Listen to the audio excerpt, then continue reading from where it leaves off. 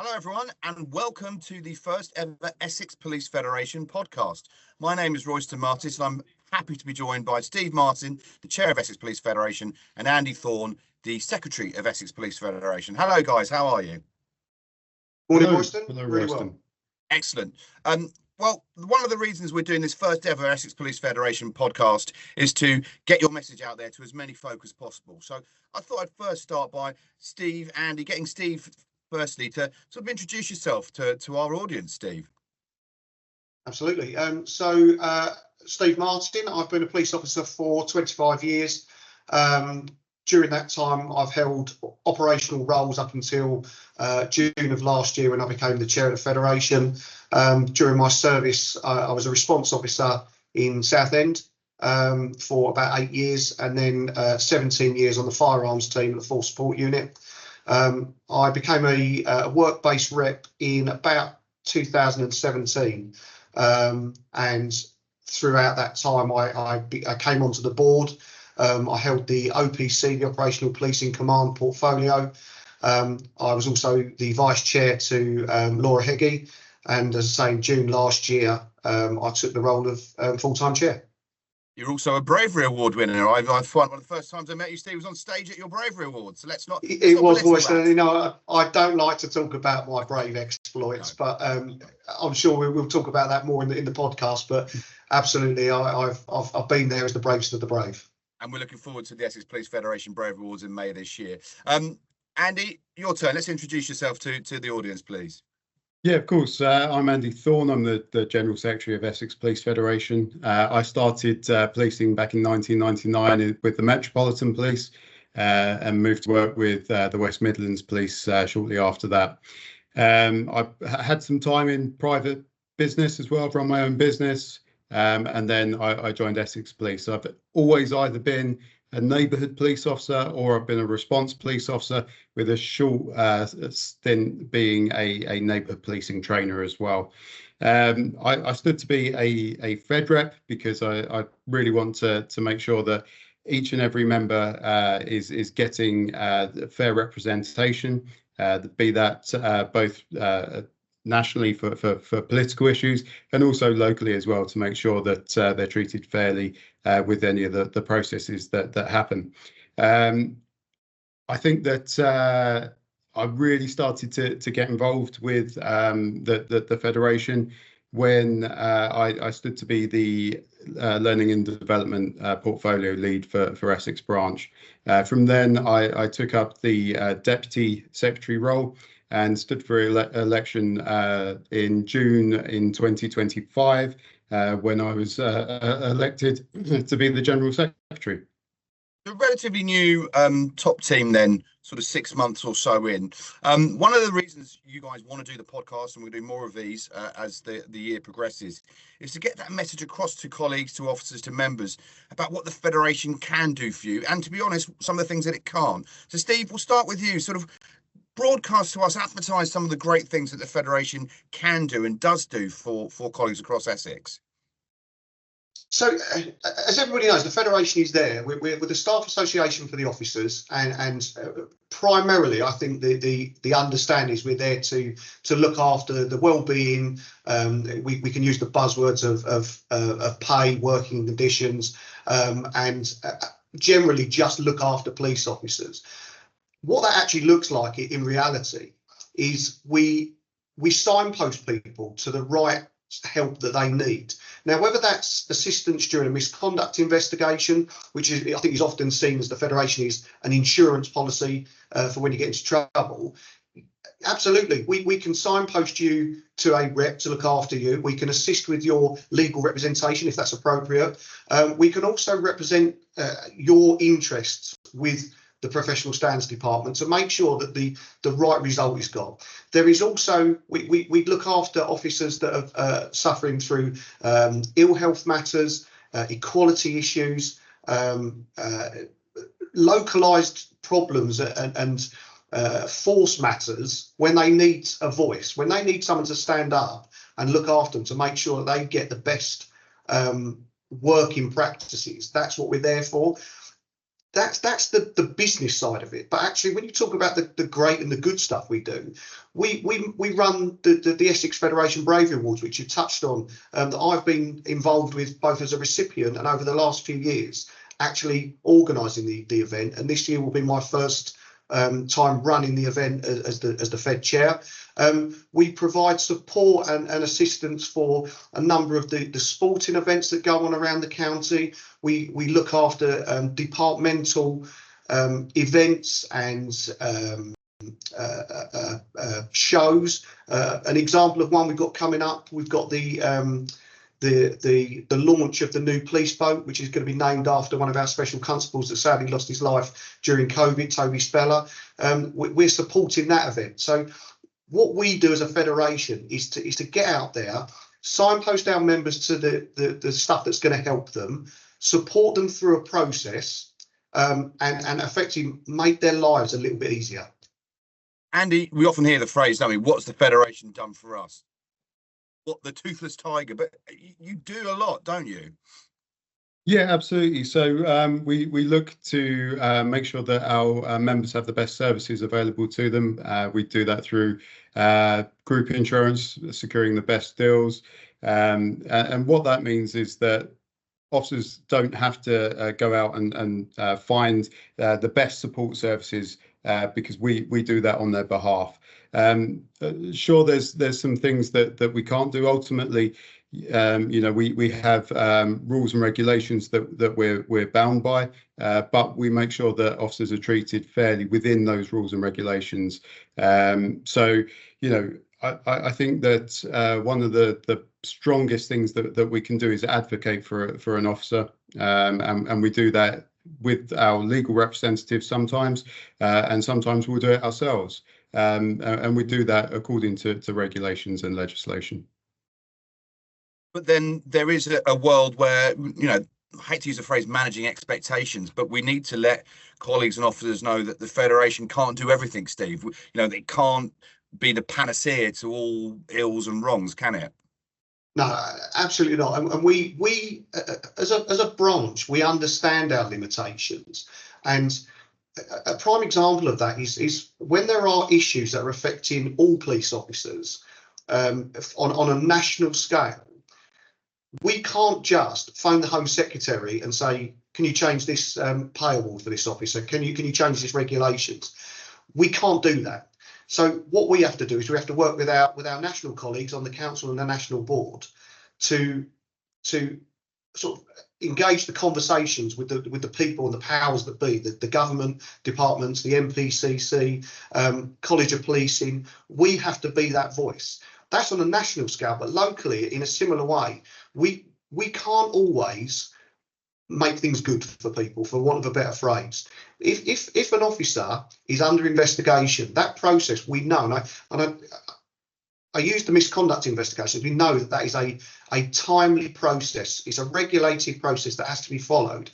And we can't always speed that up. As much as we'd love to get officers back on working on the streets, doing what they've joined the police to do. We can't speed that up. And unfortunately, there are occasions, as we know, that there are people that have done things wrong. And ultimately, that may result in the worst case scenario for them, potentially getting a custodial sentence for a criminal matter, but also losing their job for a misconduct matter. Again, we can't change that as the Federation. That's a process that we have to follow. But what we can do is make sure that process is followed correctly. And as Andy says, we do that by making sure that our reps are trained in all areas of federated work, so that they can give the right advice at the right time and ask the force to make the right decision, which is beneficial for everybody. Andy, what would be your message to a colleague who is worried about something? As I say, some of the things the Federation can help with, and some of the things the Federation can't. What would be your message to a colleague listening to this on Spotify or watching this on YouTube or watching this on your Facebook page around who to go for that help? The Federation is still there, is it not? It certainly is, yeah. And your first point of call is always your local work-based rep. If you're not sure who they are, then a list of them are on our website, on the intranet page and on the website. call into the office, speak to us. Ultimately, come and ask the question. If we can't help you, we can almost certainly signpost you to someone that can. But please, when we give you advice, that advice isn't going to change if you go to another Fed rep. And I think there's a lot of confusion that the advice that you'll get from one Federation representative is different to another, and that's not the case. We've all had the same training, and the advice that you're given, although it might not be what you want to hear, it's the best advice for you in your position. We'll also tell you because you won't and you can't tell people what they want to hear, can you? I mean, that's no. Andy, that is a key point to get across here, isn't it? That police officers got a really difficult job, and we're not protecting bad cops, but you can't tell people what they want to hear. No, absolutely, and we'd be doing our members a disservice if we did. I would love to be able to say to every member that had a query, had an issue, everything's going to be okay, and we'll be able to win your case. That sometimes that's not the case, and so the advice that we give will be the best advice for them in that position, and they might not get the outcome that they want, but they'll get the best possible outcome given the situation that they're in. Because Steve, policing is a very, very difficult job, isn't it? And people do make mistakes, so they need that support when those mistakes are made. Oh, without a shadow of a doubt, and I say Andy and I are police officers. We are still operational police officers, and if the chief constable said to us, "I need you out there supporting everybody," we would put our uniforms on and we would go out. I know how difficult it is. My number of my family members are in the police, and the job is getting more difficult. We know that there are more people committing crimes. As much as we are detecting as many crimes as we can, those crimes are being committed. We know that there are officers being assaulted out there, and we're making sure they get looked after. And again, this is where we talk about what the Federation can and can't do. We will lobby on your behalf for a local level with the force and at a national level with the government to make sure that offenders who assault police officers are brought to justice. We will make sure that compensation is rightly claimed where it can be. If an officer receives an injury as a result of being on duty, we will make sure that they are signposted to the right department and organisation to help them with that. Because as much as we don't want officers being broken through burdens of work or physically broken through assaults and injuries on duty, we will make sure that they are looked after if the worst case happens. And I say, just touching on what Andy mentioned there, and then the question you asked about how to get that help is speak to a Fed rep, find out who your local work-based rep is. We have portfolio leads for pretty much every department in Essex Police. There is somebody that you can speak to, and we make sure that contact point is on a number of devices, whether that's through our Facebook page, whether it's through our intranet-based Viva Engage page, even picking up the phone and just calling into the office. We will make sure you get a rep and you'll get the help you need. And for those watching on YouTube, the wonders of the modern world, we'll be putting the website details on this now. If you're on Spotify, then please go to polfed.org/Essex, and that's where you'll find a list of reps as well. This is going to be the first in a series of podcasts when I think the intention is, Andy, also to get colleagues to message in and say, can you answer these questions? Can you address these concerns I've had? What would be your message to colleagues around that? Get in touch. Yeah, absolutely. Please talk to us, ask any questions. It sounds like a cliche, and perhaps it is, but there is no stupid question. The only question that's silly is one that's not asked. So, if you've got a query, please come forward, please ask. Also look out for opportunities if you want to get involved with the Federation. Quite regularly, we hold elections to become a Federation representative. So there's that opportunity as well. So yeah, please ask any questions that you've got, but try and aim them towards us directly in the Federation, either through your local work-based rep or into the office. We do see questions coming up in other forums, and ultimately some of the things that we'll be advising you are confidential to yourself. So we're not going to do that in an open forum. But obviously on the podcast, we'll address issues that can be discussed as frequently asked questions and myth busting and so on and so forth. So do keep an eye on future podcasts of that. And will direct you as to where you can ask those questions for our next edition. Steve, I'll touch on Andy's point there. I thought I'd finish with you just letting us know what is so good about being a Fed rep. Why should someone be a Fed rep? What sort of person makes a good Fed rep, Steve? And don't say yourself. Well, I was just going to say, I mean, for those that are watching the podcast, just have a look at this, and this is the pinnacle of being a Fed rep. But I joke, but as a long-standing Fed rep, so I've been doing it for about 9 years now. The reason I wanted to become a Fed rep was primarily to assist my colleagues. Having done that as the starting point, if that's your starting point, is you want to help people, that's a good place to go, because what we can then do is make sure that you get the right training, the right equipment in order to do that. You do need to be honest, because again, it was touched on earlier, but sometimes it's having that honest conversation is the best thing that a member needs, is to be told, look, this is the reality of the situation you're facing, and this is how we're gonna navigate you through that.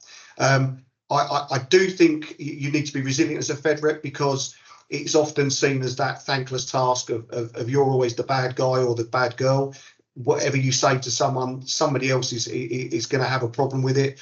But actually, what I'd say is if you're coming on board onto the Essex team, we're going to look after you as much as we look after all our colleagues. But we're going to make sure you're equipped with the skills and the tools to do the job of a Fed rep.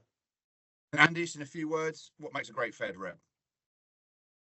Commitment to your colleagues. I think one of the biggest things is having that camaraderie, that spirit to look after your colleagues. Like I say, we can't always get the outcome that we want, but we can get the best outcome for the situation that our members, our colleagues are in. And so, if you're the kind of person that cares for your colleagues, it's a great way to express that. Andy, Steve, thank you for your time today. Thank you for those who have listened and watched this, and we look forward to being with you again soon on another Essex Police Federation podcast. Thanks, Royston.